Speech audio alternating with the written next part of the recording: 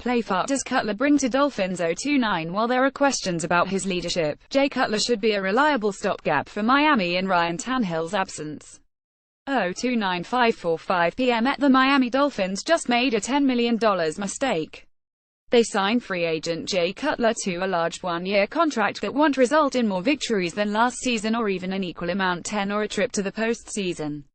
The only thing guaranteed by this move is that the Dolphins lost $10 million in cap room for this season Jarvis Landry extension. Anyone to roll over into next season with the blind hope that Cutler will lead Miami to the playoffs.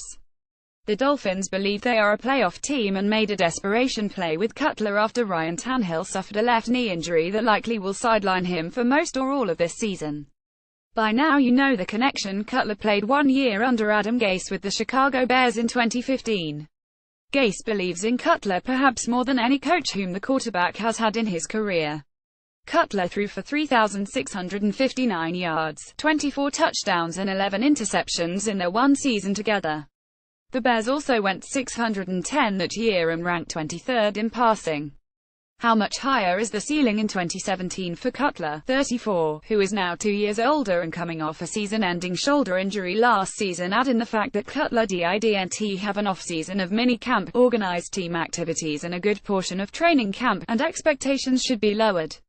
Gase is a smart coach with tremendous people skills. He will keep this Cutler experiment from becoming a total disaster. But 88 looks like the ceiling for this team with Cutler, who has a career 6,871 record as a starter.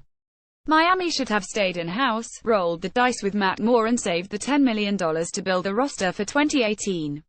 Moore already has the respect of his Miami teammates and coach. That has been an issue with Cutler in the past, and he will need time to earn it. More people play on ESPN than anywhere else. Join a creator league in the #1 fantasy football game. Sign up for free. The Cutler signing is all about selling hope. Despite all his flaws, he has one of the strongest arms in the NFL. But the reality is that too much of Miami's hope this year rested on the gimpy left knee of Tannehill, a knee that the team and Tannehill jointly decided not to surgically repair in the offseason. That was the Dolphins' fatal mistake that can't be masked by this $10 million signing. No one should blame Cutler for taking that kind of money. The initial reports of Cutler leaning towards staying in television appear now to be a leverage play that worked out in his favor. Cutler decided $10 million was enough to leave his television job and play for a coach that he very much likes. The Dolphins made it clear since the end of last season that their goal was to catch the New England Patriots and future Hall of Famer Tom Brady. Countering with Cutler isn't the answer. This will be an intriguing storyline to watch in Miami this year, but it won't pay enough dividends in the win column, which is what matters most.